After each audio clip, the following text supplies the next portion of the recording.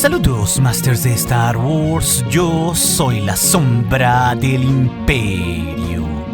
¿Qué? La sombra del Imperio. Hemos llegado, Masters, al final de la mejor serie de televisión que ha hecho Star Wars y al mejor contenido de la saga desde el Imperio Contraataca, Andor. Esto con el estreno del arco final de la temporada 2, los episodios 10, 11 y 12 de esta serie, sucediendo días antes para conectar con Rogue One. Justo un año antes de la batalla de Yavin, para verlo todo mediante los ojos de Cassian, K2, Moth Ma y hasta Bailey Cleia de una desgarradora pero también poética manera de cara al futuro. Y debo decir, Masters, que el epílogo presentado en los últimos 10 minutos de Andor es simplemente bellísimo. Y sobre todo hace que le demos otra dimensión a las palabras del propio Cassian en Rogue One, dándolo todo por la causa, como tal cual nos lo había dicho el propio Diego Luna, porque sabemos que irá directamente como un mensajero a darlo todo por la causa rebelde. Este arco final, Masters, es una historia de confianza, pero también es de sacrificio, como el mentor de Cassian y padre de la rebelión, Luthen Rael, que brilla esta vez y lo da todo por la causa. Tony Gilroy en esta serie planteó de forma perfecta el sacrificio tanto de mentor y alumno, y esto se ve en las dos temporadas y en Rogue One, con diálogos que ya son icónicos y que tienen un significado ahora mucho más profundo. What do I sacrifice? Everything! I give you everything! You're not the only one who lost everything. Some of us just decided to do something about it. Así que vamos a revisar lo que ha dejado este final de los capítulos 10, 11 y 12 de Andor 2, que sin duda estará entre las candidatas a serie del año, porque lo que han planteado aquí no solo Tony Gilroy, sino Diego Luna como Cassian, Genevieve O'Reilly como Moth Ma o Adria Arjona como Biggs se ha volado la barda, por lo que no está de más, Masters, que les avise que hablaremos de spoilers de este final. Ok, entrando en mis impresiones generales, antes de hablar a detalle de los 3 episodios, como les dije, Masters, en mi reseña sin spoilers de toda la temporada hace un mes, no tienen idea cuánto voy a extrañar la escritura God de Tony Gilroy y su cuarto de guionistas, porque lo que han hecho ha sido algo fresco y ha puesto Star Wars en el foco cultural y más vivo que nunca. La serie es revolucionaria, catártica, desgarradora, pero también poética y esperanzadora. Es cine de arte. Es compleja, tiene mucho subtexto y metáforas visuales y requiere pensarle mucho por ese subtexto que tiene, y a veces eso no es fácil. Esto no es una película palomera de espaditas y enfrentamientos random. Y debo decir que esta serie lo ha tenido todo, contándonos una versión madura y fresca del inicio de la rebelión sin necesidad de usar espaditas, ni tampoco cameos nostálgicos de fanservice. Lo han hecho con personajes prácticamente desconocidos y eso es lo que más tiene valor. Es todo un producto de cine de arte y esta temporada 2 se ha volado la barda. Y sí, el final con sus capítulos 10, 11 y 12 me ha hecho llorar, Masters, y me ha conmovido muchísimo porque su final es hermoso y contemplativo. Pero también en diversas secuencias, sobre todo en la acción, nuestros paisanos Damián García en la foto y también Alonso Ruiz Palacios en la dirección, sobre todo en la escena del departamento de Cassian, Melch y K2 ante el rescate de Cleia, es fantástico. Como lo es también el epílogo de esta serie, que es maestría pura, y sobre todo una gran secuencia de montaje paralelo. Y también hay que señalar la incursión de Cleia para dejar descansar a quien la crió, o sea, Luthen Rael, que ahora sabemos, Masters, que en realidad su nombre era el Sargento Imperial Lear, o sea, Rael al revés.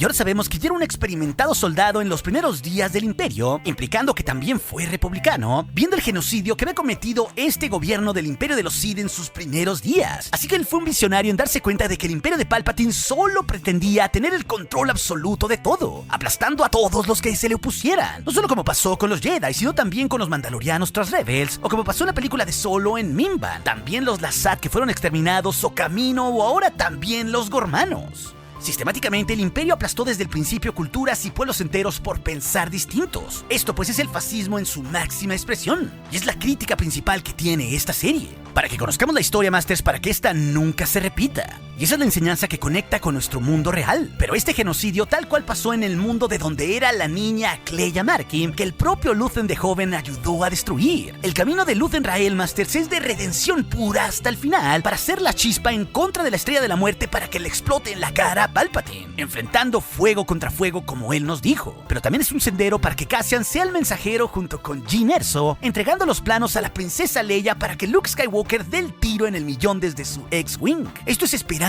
pura, confiar uno en los otros pero con un gran sacrificio de por medio. Las rebeliones están construidas en esperanza, pero también en confianza entre unos y otros. Y Luthen sabía bien, como incluso profetizó en el arco pasado, la última vez que se vio con Cassian en Coruscant, que esto le costaría su vida, sacrificando todo por un futuro que no llegaría a ver. I burn my decency for someone else's future. I burn my life to make a sunrise that I know I'll never see. Eso lo tenía muy bien planteado Tony Gilroy desde la temporada 1, cuál sería el final de esta serie y nos lo dijo en nuestras caras. Por eso es tan importante Andor y su final, Masters, porque es una joya. Es completamente redondo y está en otro nivel de escritura. Pero también nos recuerda que si no conocemos nuestra historia, siempre estaremos condenados a repetirla. Y justo la serie de Andor ha sido valiente por retratar como una crítica la peor cara del fascismo mediante el Imperio Galáctico. Un mensaje que fue vigente hace 80 años o también en el presente y lo seguirá siendo en el futuro, Masters. Es algo que trasciende el tiempo porque lo que ya pasó siempre volverá a repetirse. Como esto tal cual pasa en épocas de manipulación de la verdad mediante medios. Andor pues es sumamente valiosa porque no tiene miedo en señalar temas que están completamente mal como el abuso de Biggs o genocidios completos de pueblos como el de Gorman, al igual que la manipulación de los medios para alterar la verdad.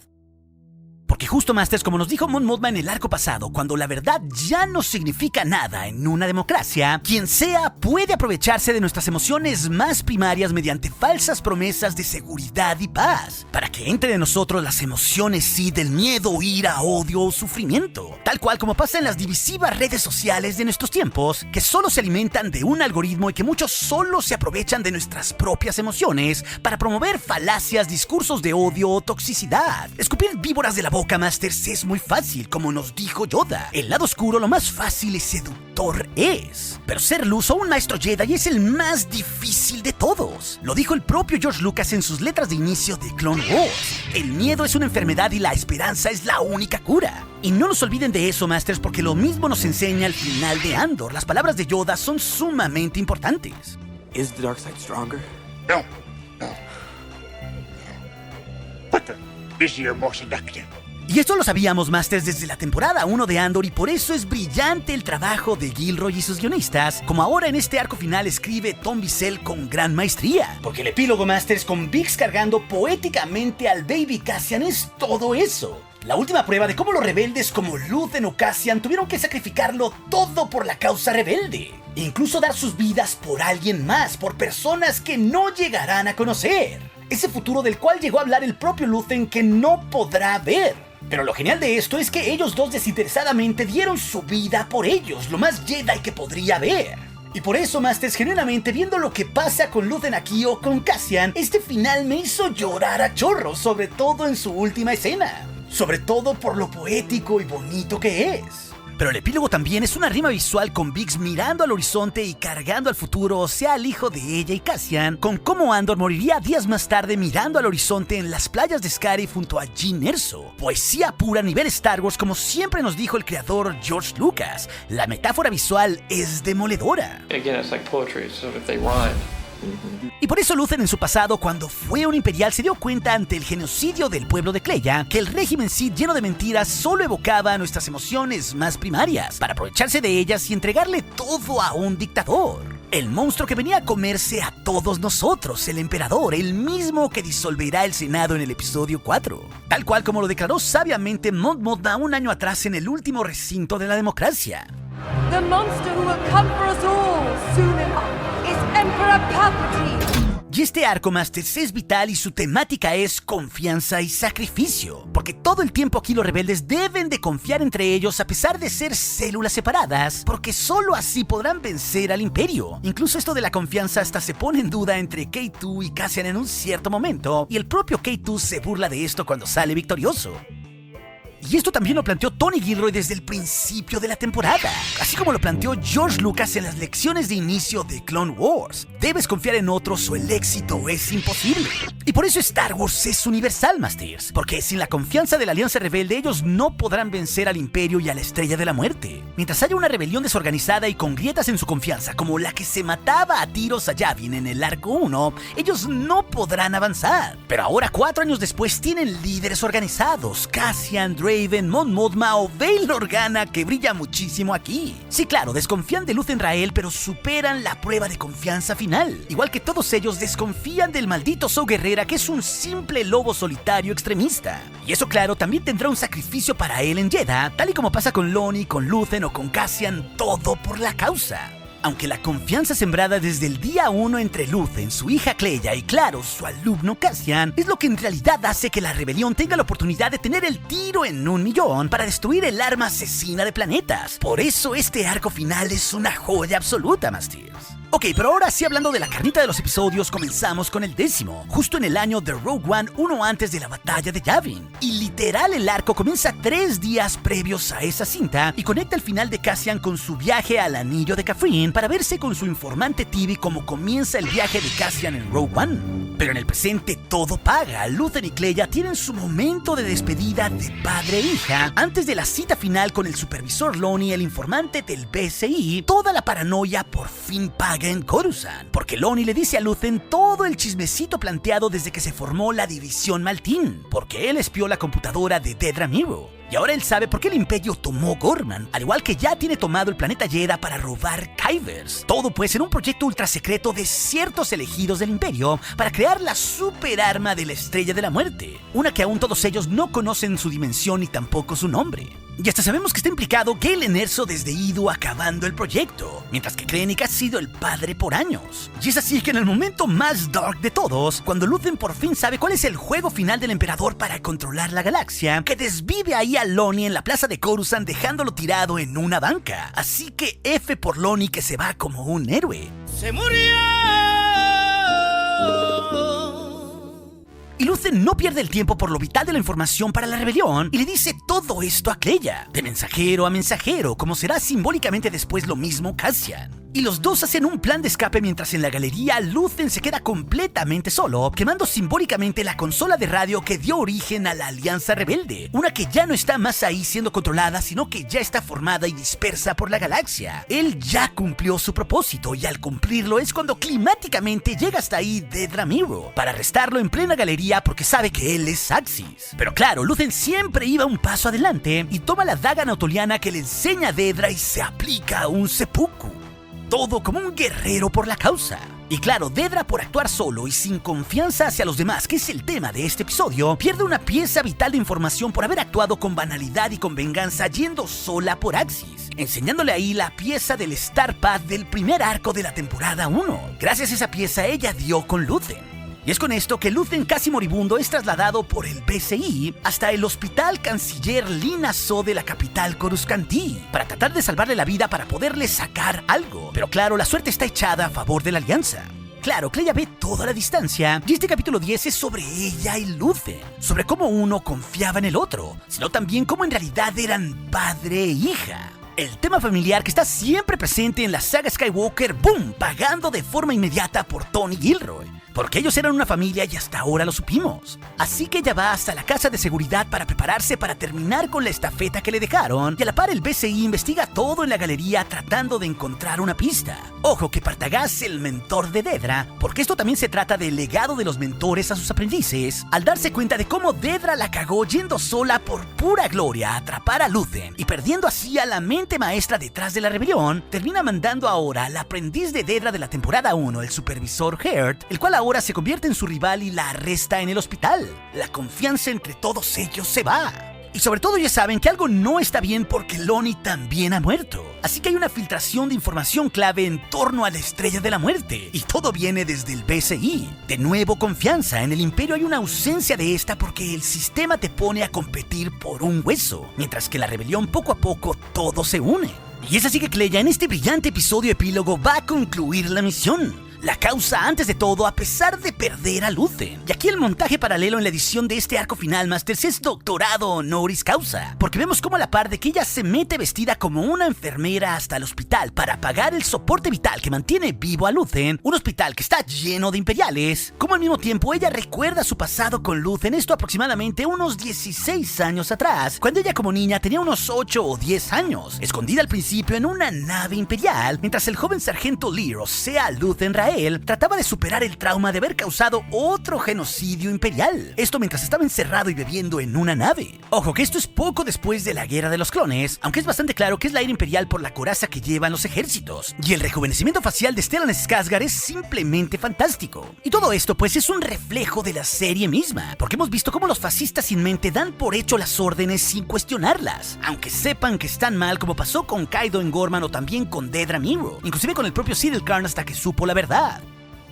Todos aprueban estas órdenes porque son parte del sistema, igual que Krennic creando la Estrella de la Muerte por pura vanidad, o Partagaz también doblando la verdad, e incluso en este arco cuando persigue a Kleya, inventando después que Kleya tiene un virus y que por eso la persiguen. Todos pues son parte del mismo cáncer, y Luthen se dio cuenta de esto desde el día 1 y dejó todo atrás para ahora enfrentar al régimen. Todo pues por haber conocido a la pequeña Kleya que le cambió la vida. Y ojo, Masters, que esto para nada es una historia de venganza como lo ha señalado el propio Stellan Skarsgård o Tony Gilroy en entrevista. Esto es esperanza porque Luthen se abraza a esta niña y la esperanza es lo único que tenemos para vencer al lado oscuro y a estos fascistas que esconden esvásticas en nombres Jedi cuando en realidad ellos de Jedi nada tienen, como el propio emperador, el cual siempre se escondió en una máscara.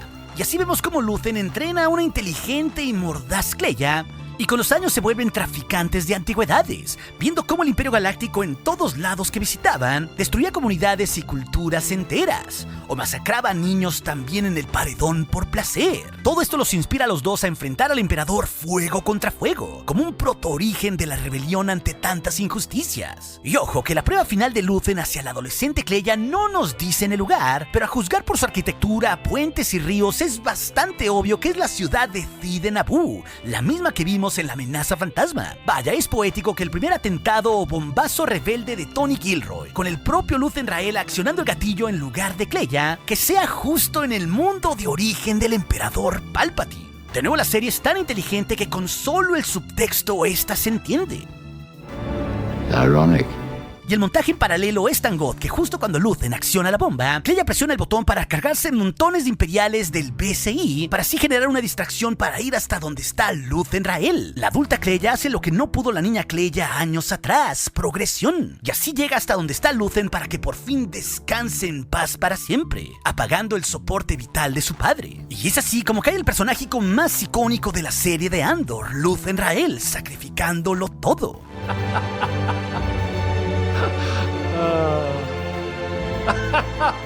Y justo aquí pasamos al capítulo 11, donde paradójicamente no aparece Cassian aún, sino que el BCI mueve la trama para cazar a Kleya, la cual ella se vuelve el foco. Esto también para que Cassian acuda en su ayuda. Y aquí esto evoca la trama del rescate de una fortaleza llena de imperiales clásica de Star Wars, como con Luke yendo por Leia, pero ahora con toques brutalistas, maduros, oscuros y también como un thriller de espías. Y todo se centra entre lo urgente de la situación con Luthen muerto, al igual que la filtración sobre la Estrella de la Muerte y Kleya. Así que el director Orson Krennic acude en persona hasta el BCI en Coruscant para interrogar a la pobre Dedra Meero, que ahora ha sido despojada de su rango e insignia. Y claro, un furioso Krennic le dice que Loni se metió a su computadora y sacó toda la información del proyecto de la Estrella de la Muerte, pero ahora Loni está muerto y tienen un gran problema porque Dedra también tenía mucha información clasificada de la permitida.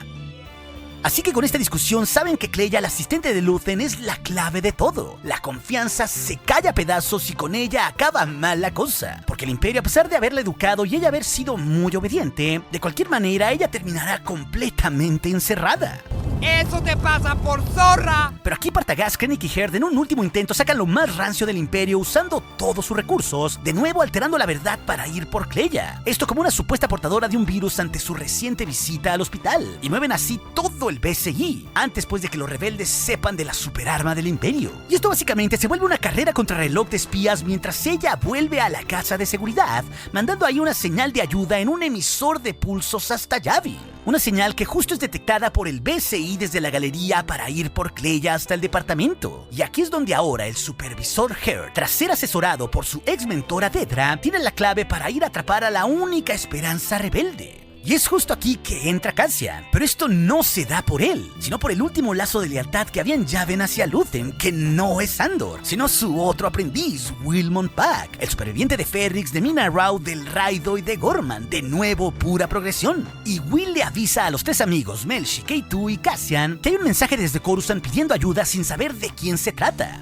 Y esto es un salto de fe al vacío por alguien que les importa y de nuevo es confianza, tal cual de lo que carecen los imperiales en este arco, y por eso Star Wars es tan universal. En la rebelión hay empatía y en el imperio no. Y así se saltan todas las reglas rebeldes coludidos con Wilmot, y los tres amigos parten en su U-Wing para rescatar a Kleya hasta la casa de seguridad de Coruscant, llegando también antes de los imperiales porque Cassian la conocía. Y allí escuchan todo el mensaje que supo Luthen de su informante, como todo estaba conectado con Gorman o los Kyvers que roban en Jedha, o también con un cierto científico que construye esa misteriosa arma llamado Galen Erso. Esto claro conecta con Rogue One porque toda esa información ya la sabían al inicio de la película, aunque claro ellos no conocían la dimensión de la superarma o ni siquiera su nombre, la Estrella de la Muerte. Así que ellos se convierten en los catalizadores que veremos en Rogue One, porque como les dije, esto sucede unos días antes. Melshi y K2SO yendo después por Jyn Erso hasta Wobani, y Cassian para convertirse en ese mensajero de la fuerza como nos dijo la sanadora en el arco pasado, el cual hará caer la superarma del imperio. Los tres Masters serán mártires en las playas de Scarif. Los tres personajes Melshi, K2 y Cassian que se abrazan a la confianza, los tres tienen sus horas contadas. Pero claro, la acción no podría faltar y el clímax de este episodio es ver cómo el equipo táctico del BSI, que son troopers sin casco, sigue la señal de pulso de la radio hasta tener arrinconados como ratones a Kleya, Cassian y Melshi, dejándonos con un poderoso cliffhanger, mientras K2SO se da cuenta que sus amigos están en peligro y de nuevo esto es confianza, porque él como todo un Terminator acude al rescate de los tres al departamento.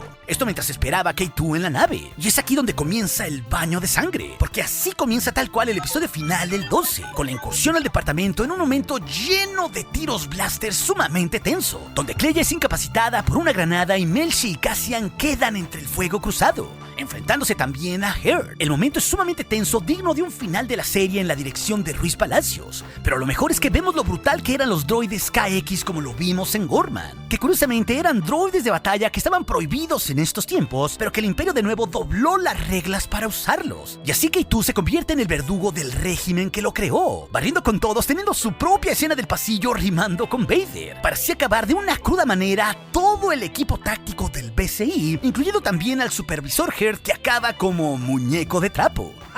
¡Déjenlo morir! ¡A morir! ¡A morir! ¡Que se seque y amo! ¡Vamos! ¿Quién está conmigo, ah?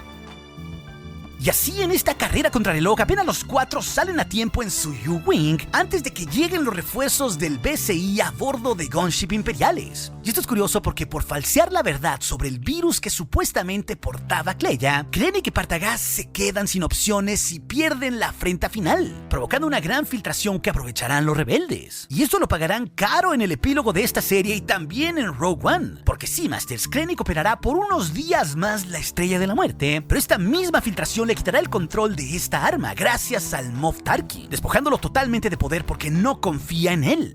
Y Partagaz, cual fascista en la Segunda Guerra Mundial, no le quedará otra opción antes de ser juzgado en el paredón que aplicarse su propia desvividora. Algo curioso porque antes de hacerlo escucha simbólicamente el manifiesto de Nemik de la primera temporada sobre cómo brotaban ante el control y la opresión todo tipo de insurrecciones rebeldes en la galaxia. La yuxtaposición y el montaje aquí, Masters, es una obra maestra. Recuerda esto. La libertad es una idea pura. Ocurre espontáneamente y sin instrucción. Y así en Yavin tenemos un largo pero vital epílogo sobre la confianza, para que la alianza sea una para tener una oportunidad de poder destruir la superarma, aunque con claro So Guerrera no la hay porque él es un piedra en el zapato de los rebeldes, pero ya sabemos que está en Jedha dando golpes a los imperiales mientras roban los Kyvers, tal cual y como lo vimos en Rebels actuando como un lobo solitario. Y al volver a la base de Yavin, todos son castigados por desacato, pero Cassian viene con inteligencia clave ante el consejo de la reciente formada Alianza Rebelde. El legado de Luthen Rael sigue vivo con él como mensajero. Y aquí vemos prácticamente a todos los que vimos de Rogue One, Masters. A Mon Mothma de Chandrila otra vez o a Bail Organa de Alderaan, el padre de la princesa Leia. Al igual que la senadora Tinra Pamlo, que también la vimos en Bad Batch, y el senador Nowhere Jebel. Al igual que tenemos al superior de Cassian, el general Draven, e incluso también al almirante Radus, el cual comandaba las naves de la base. Y es más, hasta son nombrados, aunque no se ven a cuadro, el general Jan Dodona y Antok Merrick. Por un lado, el verdadero jefe de esa base que vimos en Una Nueva Esperanza, y también por otro lado, el líder del Escuadrón Azul que daría su vida en la batalla de Scarif.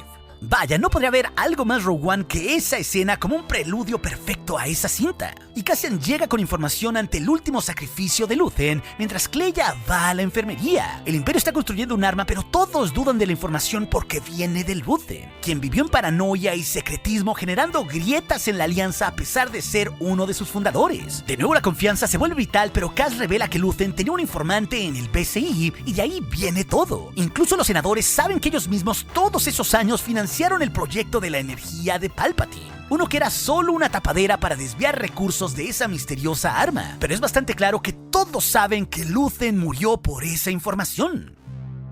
Lo que hizo fue simbólico, pero dudan, sobre todo porque saben que Cassian tuvo un pasado con Luthen y creen que él no es objetivo. Y el que siembra la duda es el bendito Bail Organa. Tiene una clara fricción que tiene con Cassian actuando con cautela. Bail como un moderado es lo opuesto al aceleracionista que es Luthen, al igual que Mothma como una idealista es lo contrario al radical guerrera. Ellos son los 4 padres de la rebelión. Y así todo eclosiona porque Draven le informa a Cass que Tibik, su informante del grupo de Saw Gerrera, está esperándolo con información clave en Kafrin, donde empieza todo en Rogue One. Y sabemos que esa información es ese piloto que mandó Galen Erso justo a Rook Booty para que sepan qué tipo de arma es. Todo comienza a amarrar así con Rogue One en este epílogo. Pero en la noche, Mon le pide a Bell que interceda con Cassian para saber la verdad en torno a Luthen, mientras que Cassian le dice a Will que el mentor de ambos falleció. Incluso ya en medio de la noche es hiper simbólico ver juntos a Bell y a Cass, recordando 4 años atrás su golpe en Aldhani donde todo inició, al igual que los caídos recientes desde Nemi, Gorn o Taramyn, pasando también por sin Takasu hasta Marva Andor. Cass, a pesar de sus diferencias con Luthen como las tuvo Bell, sabe que no mentiría en algo así y termina convenciendo a Bell. De nuevo confianza, la prima de Mon es el péndulo que lo mueve todo para que la rebelión actúe, porque simbólicamente estos Padawans de Luthen hacen todos la paz entre ellos, confían, sanan sus diferencias y esto es poético cuando Kleya también se levanta en la enfermería, aún estando sin rumbo y sin un hogar en medio de la lluvia de Yavin. Parece que está sin sentido en esta lucha, como ahora mismo está titilando la lealtad de la misma rebelión.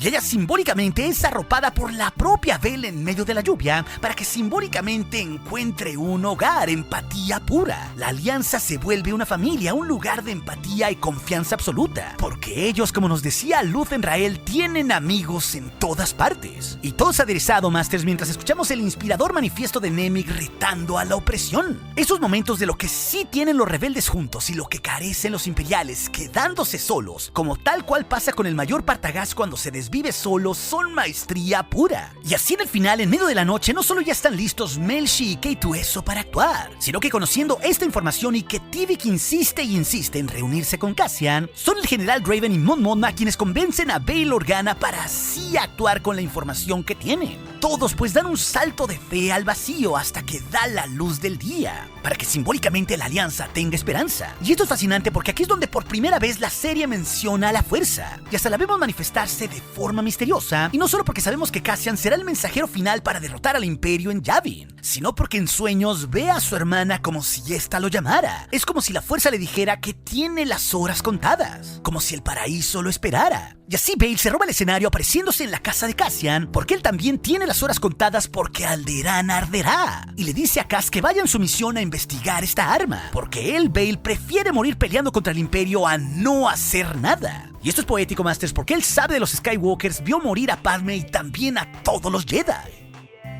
Después de todo, ya tiene una hija que será parte de esa nueva esperanza. Y justo es Organa el que por fin nos dice que la fuerza nos acompaña, así que esto sí es verdadero Star Wars, Masters. Y todo el epílogo es maestría de yuxtaposición y montaje, Masters, contraponiendo básicamente a todos los personajes. Cassian tiene una larga caminata por toda la base de Yavin ya vestido con su ropa de Rogue One, directo hacia su misión final. Y mientras marcha vemos mucho del legado que hay. Al propio Ruskot Melshi comandando ya su compañía que dará su vida por la causa días después en Scarif. Mientras que Wilmon y Drina, al igual que Kleya, todos sobrevivientes de los hechos recientes, en Yavin y con la Alianza por fin encontraron un hogar. Todos están unidos por la misma causa. Y curiosamente los tres son hijos de mundos devastados por el Imperio.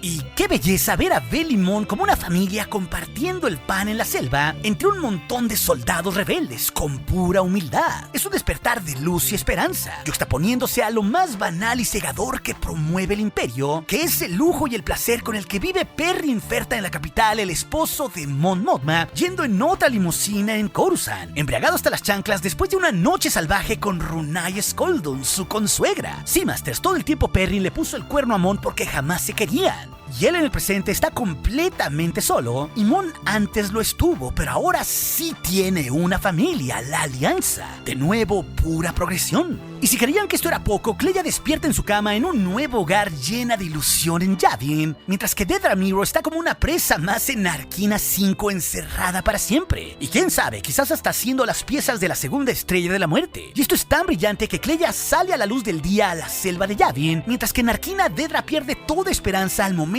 que la luz se va. Tal cual las dos simbolizan a la rebelión al imperio, luz y oscuridad, una en libertad y la otra atrapada. Incluso en este punto Cassian ve a la sanadora y no le teme, sabe hacia dónde va. Y de nuevo esto se yuxtapone con Saw Gerrera listo en Jedha, a pesar de que le mintió a la Alianza de que no estaba ahí, mirando al destructor estelar que está sobre la ciudad santuario mientras roba Kyvers, esperando ya a Rook Booty, que será el último acto de Saw Gerrera. Y si nos fijamos, ya tiene completamente su armadura y ha perdido su humanidad.